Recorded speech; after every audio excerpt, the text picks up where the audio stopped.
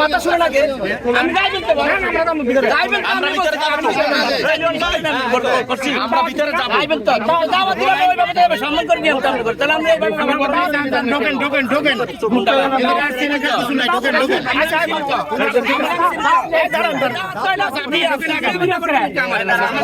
ঢুকতে দিবেন না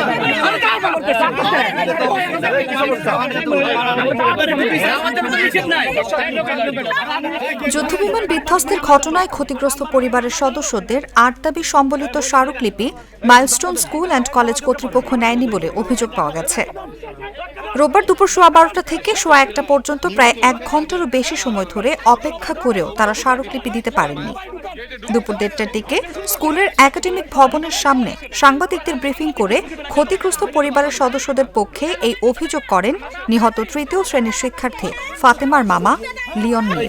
জনাব, গত 12ই আগস্ট রোজ মঙ্গলবার মাইলস্টোন ক্যাম্পাসে 21 আগস্ট 2025 21 জুলাই 2025 বিমান দুর্ঘটনায় নিহত ও আহত পরিবারের সদস্যরা একটি মানববন্ধনের আয়োজন করি।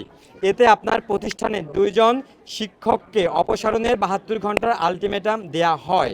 নির্দিষ্ট সময় পেরিয়ে গেলেও দৃশ্যমান কোনো অগ্রগতি দেখা যায়নি। কেন কোনো পদক্ষেপ নেওয়া হয়নি জানতে চাই।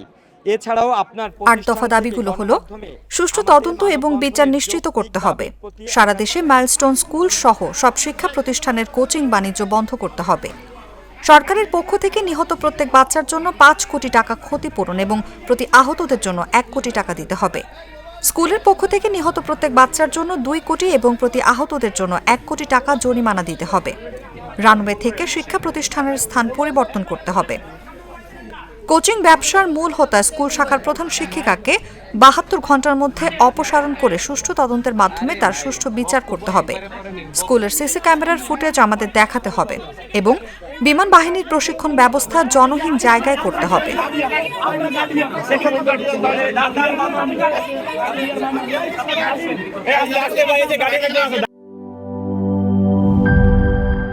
বান্ডেল থাকলে প্রতি সেনমানিতে টাকা বাঁচবে।